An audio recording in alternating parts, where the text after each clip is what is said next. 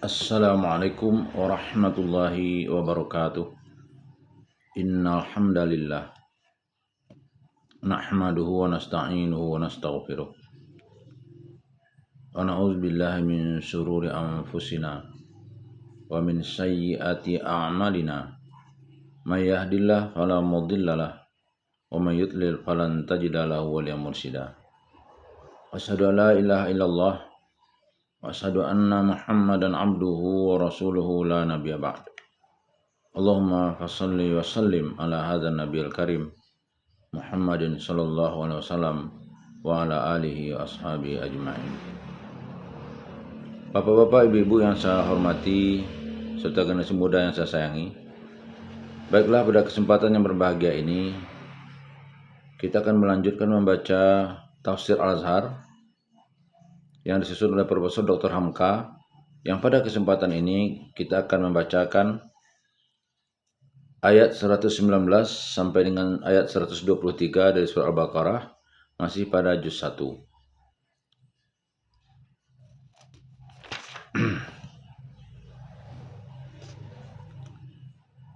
A'udzu billahi minasy syaithanir rajim.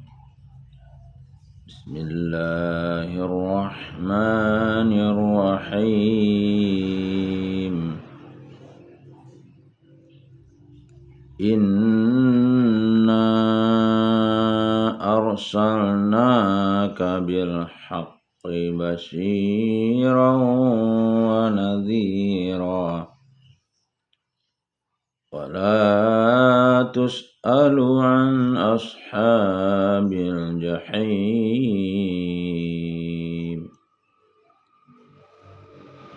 wa lan tarda ankal yahudu wa lan nasara hatta tattabi'a millatahum. Qul inna hudallahi huwal huda wa la in ittaba'ta ahwa'ahum ba'da alladhi ja'aka minal 'ilm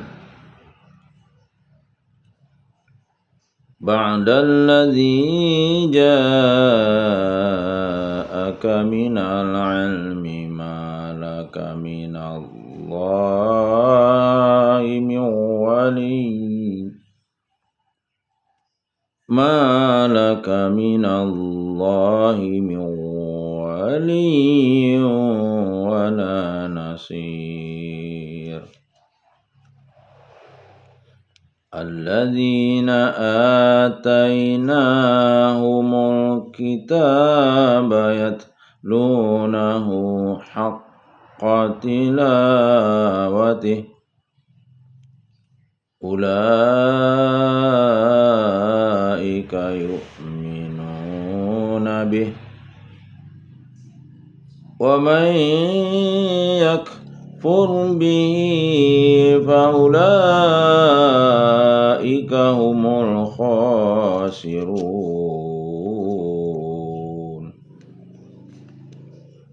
Ya bani Israil adhkuru ni'mati allati an'amtu 'alaikum wa anni faddaltukum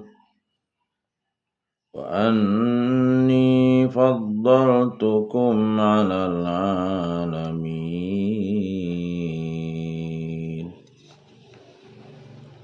Wattaqu yawman la tajzi nafsun an nafsin syai'an wa la yuqbalu minha 'adlun wa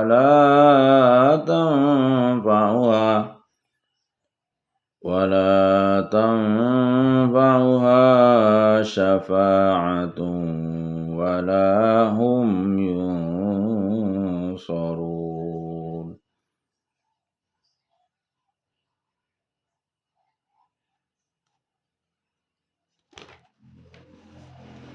Ayat 119. Sesungguhnya telah kami utus engkau dengan kebenaran, pembawa berita gembira dan peringatan ancaman, dan tidaklah engkau akan ditanya dari hal ahli-ahli neraka. 120. Dan sekali-kali tidaklah ridha terhadap engkau orang-orang Yahudi dan Nasrani itu, sehingga engkau mengikut agama mereka. Katakanlah, sesungguhnya petunjuk Allah itulah dia yang petunjuk. Dan sesungguhnya jika engkau turuti kemauan-kemauan mereka itu, sesudah datang kepada engkau pengetahuan, tidaklah ada bagi engkau selain Allah akan pelindung dan tidak pula akan penolong. 121.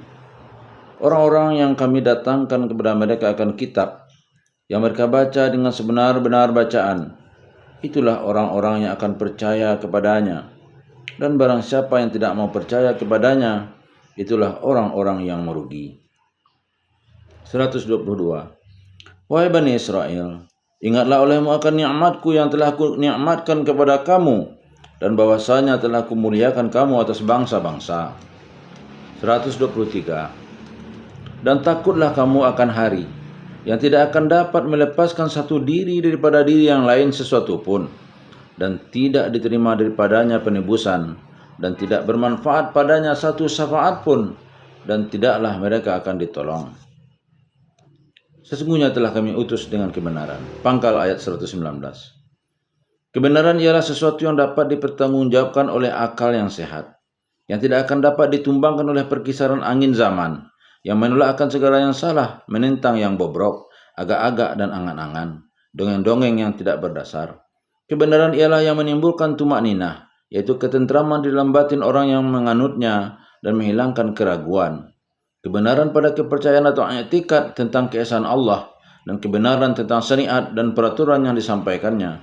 Dengan itulah Nabi Muhammad SAW diutus Tuhan ke dunia ini, pembawa berita gembira untuk barang siapa yang menerima kebenaran itu, berita yang menggembirakan hati mereka, baik di dunia atau kelak di akhirat, karena tempat yang bahagia yang disediakan untuk mereka dan peringatan ancaman. Bagi barang siapa yang tak sudi menerima kebenaran itu, ialah ancaman bahwa hidupnya di dunia akan segera dan di akhirat, bahwa hidupnya di dunia akan sengsara dan di akhirat akan dihinakan dengan azab. Maka lantaran itulah tugas engkau, wahai utusanku, yang membawa kebenaran, memberikan berita gembira bagi yang taat dan ancaman siksa bagi yang menolak. Teguhlah engkau pada tugasmu itu dan bekerjalah terus, jangan berhenti. Dan tidaklah engkau akan ditanya dari hal ahli-ahli neraka. Ujung ayat 119. Artinya sebagai penghubung untuk Rasul supaya pekerjaan beliau diteruskan, yaitu menyampaikan kebenaran, menggembirakan yang taat dan menyampaikan berita pahit bagi yang menolak. Pekerjaan engkau ini memang berat dan banyak orang yang akan menentangnya, maka janganlah engkau ambil pusing segala tingkah laku mereka. Tidaklah engkau yang akan ditanya tentang perangai orang-orang ahli neraka itu. Hal yang demikian sudahlah hal yang biasa bagi seorang Rasul, karena seorang Rasul adalah seorang maha guru, bukan seorang pemaksa. Tunjukkan kepada mereka mudarat dan manfaat. Tunjukkan kepada mereka betapa bahagianya jika mereka patuhi dan betapa bencana jika mereka masih saja berkeras kepala. Yang akan beroleh bahaya bukan orang lain, melainkan diri mereka juga. Sabda Tuhan selanjutnya. Dan sekali-kali tidaklah ridho terhadap engkau orang Yahudi dan Nasrani itu, sehingga engkau mengikuti agama mereka. Pangkal ayat 120. Untuk mengetahui latar belakang sabda Tuhan ini, hendaklah kita ketahui bahwasanya sebelum Rasulullah SAW diutus dalam kalangan bangsa Arab, adalah seluruh bangsa Arab itu dipandang ummi atau orang-orang yang bodoh, tidak beragama, penyembah berhala, kecerdasannya dianggap rendah. Sedang orang Yahudi dan Nasrani yang berdiam di sekitar bangsa Arab itu memandang, barulah Arab itu akan tinggi kecerdasannya kalau mereka suka memeluk agama Yahudi atau agama Nasrani. Sekarang Nabi Muhammad SAW diutus Tuhan membawa ajaran Tuhan mencegah menyembah berhala. Percaya pada kitab-kitab dan rasul-rasul yang terdahulu, baik Musa alaihissalam dan Harun alaihissalam atau Isa al-Masih. Lantaran Nabi SAW tidak menyebut-nyebut agama Yahudi atau Nasrani, melainkan menunjukkan pula cacat yang terdapat dalam kedua agama itu, jengkel hati mereka. Mereka ingin hendaknya Nabi Muhammad itu mempropagandakan agama mereka, Yahudi menghendaki Nabi Muhammad SAW itu jadi Yahudi, dan Nasrani menghendakinya jadi Nasrani. Setelah itu Tuhan memberikan tuntunan kepada Rasulnya. Katakanlah, sesungguhnya petunjuk Allah itulah dia yang petunjuk. Dengan inilah keinginan mereka agar Rasul mengikuti agama mereka telah dijawab. Bahwasanya yang menjadi pedoman dalam hidup dan yang diserukan oleh Muhammad SAW kepada seluruh umat manusia ialah petunjuk Allah. Petunjuk Allah yang sejati petunjuk. Adapun petunjuk manusia, khayal dan teori manusia bukanlah petunjuk. Dengan ini marilah berikan nilainya kepada Yahudi Nasrani itu. Adakah keduanya itu petunjuk Allah? Tuhan telah mengutus Musa dan Harun dan mengutus Isa Al-Masih. Dan kemudian disambung oleh Muhammad. Cobalah perhatikan apakah segala sesuatu yang menjadi anutan Yahudi dan Nasrani sekarang ini masih berdasar kepada petunjuk Allah yang sejati atau telah dicampuri oleh tangan manusia. Dengan ini pun lebih jelas bahwa Muhammad SAW datang membawa petunjuk Allah. Kalau Yahudi dan Nasrani masih berpegang kepada petunjuk Allah yang asli, bahwa nabi-nabi yang diutus kepada mereka dengan sendirinya akan timbullah persesuaian. Dan sabda Tuhan seterusnya. Dan sesungguhnya jika engkau turuti kemauan-kemauan mereka itu. Dengan lanjutan ayat ini telah diingatkan Tuhan kemauan-kemauan mereka yang ditulis ahwa'ahum. Dari kalimat hawa atau hawa nafsu atau sentimen yang sama sekali tidak ada dasar kebenarannya. Setengah dari hawa nafsu itu telah dibayangkan pada ayat-ayat di atas tadi, yaitu kata mereka bahwa agama yang benarnya agama Yahudi dan Nasrani. Yahudi merasa bahwa segala anjuran dari pihak lain, walaupun benar, kalau tidak timbul dari orang yang berdarah Israel adalah tidak sah, sebab mereka adalah kaum yang telah dipilih dan diistimewakan Tuhan. Yahudi dan Nasrani telah memandang bahwa masing-masing mereka telah menjadi golongan yang istimewa. Lantaran kepercayaan yang demikian, mereka tidak mau lagi menilai kebenaran dan menguji paham yang mereka anut. Maka kalau kemauan atau hawa nafsu mereka ini diperturutkan, sesudah datang kepada engkau pengetahuan, yaitu wahyu yang telah diturunkan Tuhan kepada Rasul SAW bahwa tidak ada Tuhan yang sebenarnya patut disembah melainkan Allah, dan Allah itu tidak beranak dan tidak diperanakkan, dan lain-lain dasar pokok tauhid yang jadi pegangan dan tiang teguh dari ajaran sekalian Nabi dan Rasul. Maka kalau kehendak dan kemauan kedua pemeluk agama itu engkau perturutkan, sedang engkau telah diberi ilmu tentang hakikat yang sebenarnya, tidaklah ada bagi engkau selain Allah akan pelindung dan tidak pula akan penolong. Ujung ayat 120. Pokok ilmu telah diturunkan kepada Nabi Muhammad SAW, dan pokok ilmu itu pegangan sejati untuk seluruh Rasul sejak Nuh alaihissalam sampai nabi-nabi yang datang di belakang Nuh, sebagai disebutkan dalam surah 42 Asy-Syura ayat 13. Allah satu, tidak beranak dan tidak diperanakkan, dan itulah hakikat agama. Dan satu itulah pegangan bersama sekalian nabi, tidak boleh berpecah belah padanya. Apabila menyeleweng sedikit saja dari ketentuan itu, tersesatlah daripada jalan yang benar, dan segala pegangan tidak lagi berdasarkan ilmu, dan segala pegangan di luar dari itu sudah tegas dan tidak lagi datang dari Allah. Maka tidaklah ada lagi jaminan dari Allah bahwa dia akan melindunginya, dan tidak pula lagi akan mendapat pertolongan daripadanya. Yahudi mengajarkan bahwa bangsa yang paling pilihan dalam dunia ini tidak lain hanyalah Bani Israel. Bangsa lain adalah rendah belaka. Ini tidak sesuai dengan hakikat ilmu. Hakikat ilmu ialah bahwa manusia adalah keturunan Adam, dan Adam dari tanah. Perbedaan warna kulit atau darah keturunan bukan melebihkan yang satu dari yang lain. Yang mulia di sisi Allah ialah barang siapa yang lebih bertakwa kepadanya. Nasrani mengajarkan bahwa manusia itu berdosa waris karena dosa Adam. Beribu-ribu tahun Allah bingung di antara sifat kasihnya dengan sifat adilnya. Akhirnya dia mengambil keputusan, yaitu menjelma sendiri ke dalam alam ini, yaitu masuk ke dalam rahimnya seorang anak darah yang suci, lalu menjelma menjadi Isa Al-Masih yang disebutnya sebagai anaknya. Artinya dia sendiri menjelma menjadi anak. Lalu dia mati di atas kayu palang untuk menebus dosa manusia itu, dan yang mati itu ialah Bapa itu sendiri. Ajaran itu tidaklah berdasar ilmu. Ini adalah ahwa'ahum, angan-angan yang tidak ada dasarnya. Kalau diturutkan, niscayalah kita akan sanksi. Di dalam ayat ini ditujukan peringatan kepada Nabi Muhammad SAW supaya kemauan mereka itu jangan dituruti. Sebab kalau dituruti, terlepaslah beliau dari ilmu yang diberikan langsung oleh Allah. Sudah terang bahwa yang dimaksud yang sebenarnya dari ayat ini ialah buat kita, umat Muhammad SAW, jangan sampai kita diombang-ambingkan oleh kemauan manusia, sehingga petunjuk ilmu dari Tuhan kita tinggalkan. Segala macam yang menyeleweng dari tauhid bukanlah petunjuk. Petunjuk sejati banyaklah yang datang dari Allah, dan dengan ayat ini kita telah diberi peringatan bahwasanya lan tarda, sekali-kali tidak akan ridho Yahudi dan Nasrani sebelum kita mengikuti agama mereka. Menurut lugah atau bahasa, huruf lan itu berarti nafyin wa istiqbalin, yaitu mereka tidak akan ridho, tidak untuk selama-lamanya. Ayat ini telah memberikan pesan dan pedoman kepada kita buat terus menerus sampai hari kiamat, bahwasanya di dalam dunia ini akan tetap terus ada perlombaan merebut pengaruh dan menanamkan kekuasaan agama. Ayat ini telah memberi ingat pada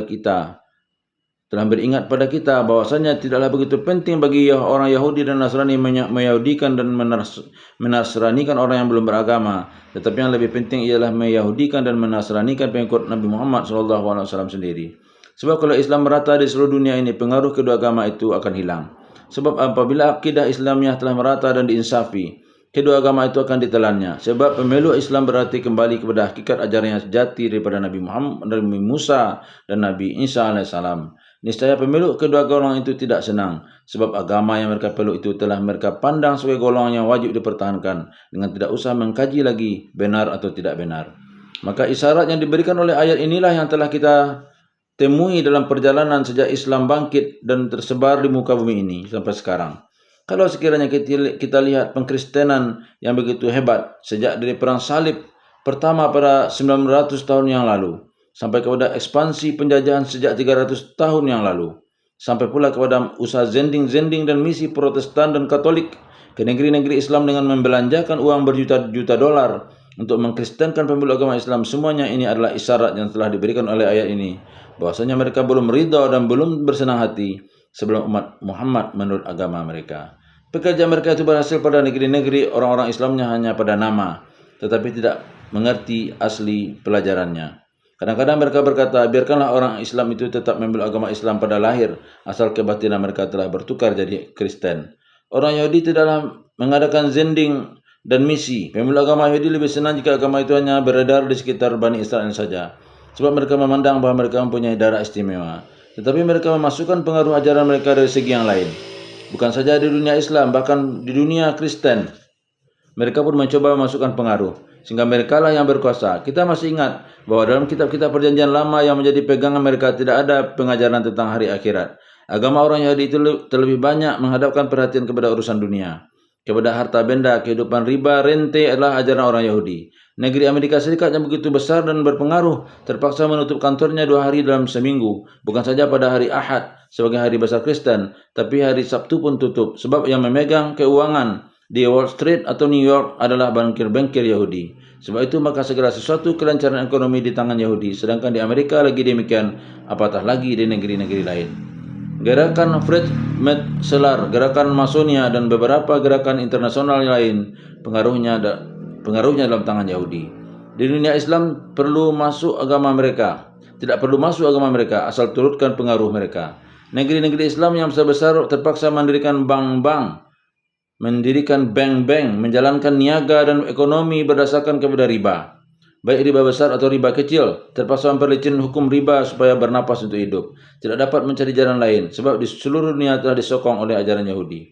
Sedikit orang Yahudi yang berpencar-pencar di seluruh dunia dapat mendirikan sebuah negara Yahudi. Mereka beri nama Israel di tengah-tengah negeri orang Arab dengan dibantu oleh kerajaan Inggris dan Amerika, bahkan mendapat pengakuan pertama dari Rusia komunis. Semuanya inilah yang diisyaratkan oleh ayat yang tengah kita tafsirkan, bahwasanya orang Yahudi dan Nasrani belum merasa puas hati sebelum kita penganut ajaran Muhammad mengikuti agama mereka. Ini bukanlah ancaman yang menimbulkan takut, tetapi sebagai perangsang supaya kaum muslimin terus berjihad menegakkan agamanya dan melancarkan dakwahnya. Karena selama kaum muslimin masih berpegang teguh kepada ajaran agama yang dipeluknya, mengamalkannya dengan penuh kesadaran, tidaklah mereka akan runtuh lantaran usaha kedua pemeluk agama itu, sebab ayat telah menegaskan bahwasanya petunjuk yang sejati tidak ada lain melainkan petunjuk Allah. Disampaikan orang-orang yang demikian keras hawa nafsunya hendak menarik orang lain ke dalam agamanya, baik Yahudi ataupun Nasrani, maka Tuhan menerangkan lagi segolongan manusia yang bukan hanya semata-mata membaca kitab, tapi memahamkan. Orang-orang yang kami datangkan kepada mereka akan kitab yang mereka baca dengan sebenar-benar bacaan, itulah orang-orang yang akan percaya kepadanya. Pangkal ayat 121. Ayat ini memberi penjelasan kepada kaum muslimin bahwasanya apabila mereka membaca kitab Al-Quran yang diturunkan kepada mereka dengan perantaraan Nabi SAW sebenar-benarnya membaca, yaitu dipahamkan isinya dan diikuti, orang yang semacam itulah yang akan merasakan nikmat iman. Bahwasanya Yahudi dan Nasrani tidak bersenang hati sebelum orang Islam mengikuti agama mereka, maka orang Islam yang tidak memperhatikan membaca dan mengikuti Al-Quran yang akan dapat mengikuti agama yang lain itu. Setengah ahli tafsir mengartikan yatslunahu dengan membaca dan setengah lagi mengartikannya mengikutinya. Kita pun dapat menggabungkan kedua arti itu, membaca dan mengikuti. Jangan hanya semata-mata dibaca padahal tidak diikuti. Dan di sini ditetapkan lagi haqqa tilawati, sebenar-benar membaca. Kalau sekiranya Al-Quran pada mulanya diturunkan kepada orang Arab yang mereka dengan sekali baca saja sudah paham akan artinya sebab bahasanya sendiri, betapa lagi kita yang bukan Arab. Niscaya lebih bergandalah kewajiban kita untuk memahamkan artinya dan menjadi kewajibanlah bagi orang yang pandai bacaan dan maknanya mengajarkan kepada yang belum pandai. Hendaklah dibaca dengan penuh perhatian dan mempelajarinya dengan seksama pelajari sampai paham. Orang-orang yang demikianlah yang diharap akan beriman kepadanya.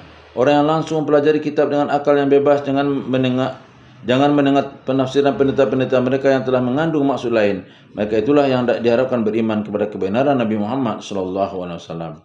Dan barang siapa yang tidak mau percaya kepadanya, yaitu pemuka-pemuka mereka sendiri, pendeta-pendeta mereka yang telah membuat tafsiran lain karena maksud tertentu, itulah orang-orang yang merugi. Ujung ayat 121. Rugilah mereka karena tidak mendapat kebahagiaan hidayat. Gelaplah mereka di dalam selubung hawa nafsu dan kedustaan, baik oleh karena mereka memutar-mutar penafsiran kitab suci dan kebenaran, atau karena tidak berani membantah apa yang telah diputuskan oleh pendeta-pendeta mereka. Ini pun menjadi iktibar pula bagi kita kaum muslimin yang telah 14 abad jarak dengan Nabi kita Muhammad SAW.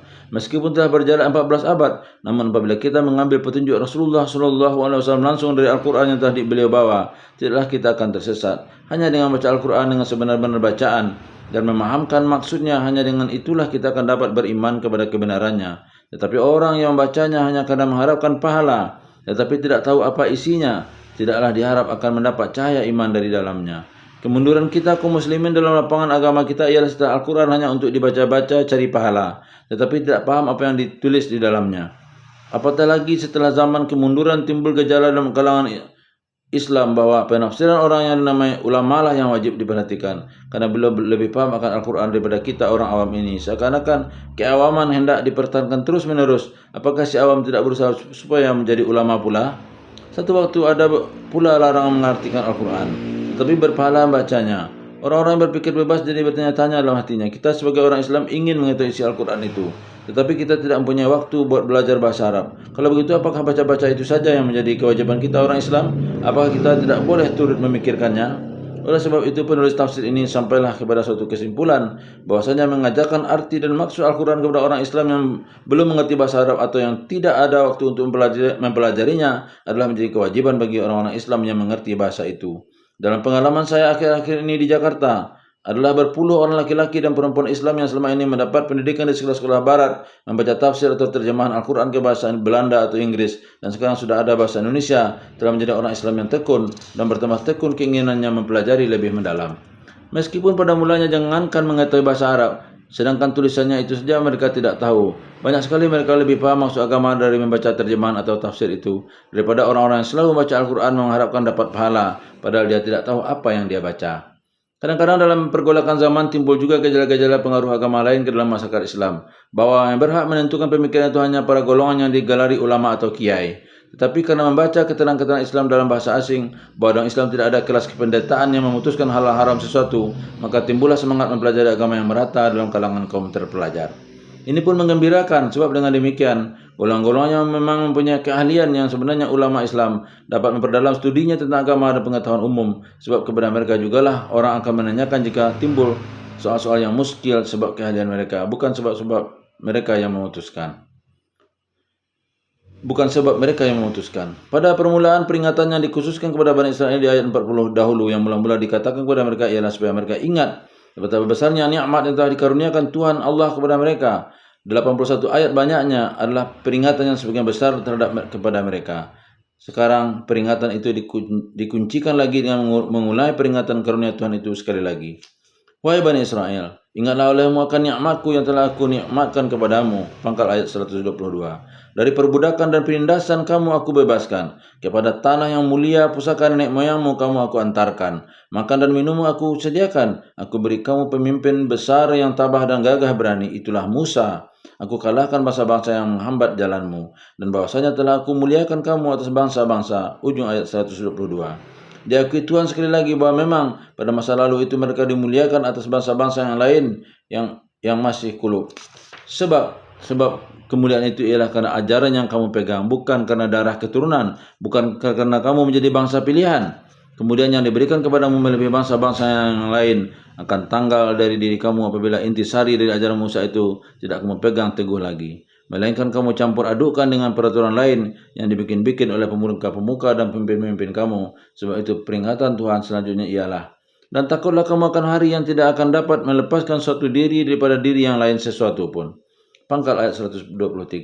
Satu kenyataan bahwa kemuliaan di sisi Allah Ta'ala hanyalah karena iman dan amal. Maka orang yang kosong imannya, berkurang-kurang amalnya, tidaklah dapat dilepaskan oleh temannya yang lain, baik ayah bundanya atau gurunya sekalipun, dari azab yang akan dideritanya, dan tidak diterima daripadanya penebusan. Tidaklah dapat ditebus atau dibayar berapapun banyak uang tebusan, walaupun sebanyak isi bumi dan langit, karena harta kekayaan buat menebus tidak ada. Orang pulang ke akhirat tidaklah membawa harta benda untuk penebus diri. Harta benda manusia setelah dia mati telah kembali kepada yang punya sejati, yaitu Allah, lalu dipinjamkannya kepada waris si mati. Dan apabila mereka telah punah, semua harta itu diambil kembali oleh yang punya. Oleh sebab itu tidak ada sedikit pun harta benda buat penebus diri dari azab di hari kiamat itu, karena tidak ada yang ditebuskan, dan tidak bermanfaat padanya satu syafaat pun.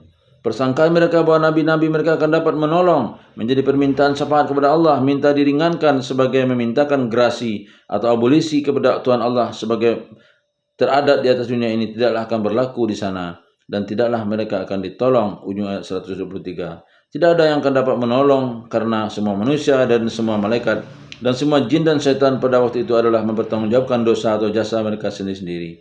Dengan ini bertolak pula lah kepercayaan bahwa Isa Al-Masih menebus dosa manusia dengan mati di kayu salib. Penolong satu-satunya hanya Allah, tetapi pertolongan Allah tidaklah ada faedahnya kalau diminta pada waktu itu, melainkan dari hidup sekarang inilah. Asal perintahnya diikuti, larangannya dihentikan, urusan di akhirat itu tidak akan sukar lagi. Billahi taufiq wal hidayah. Wassalamualaikum warahmatullahi wabarakatuh.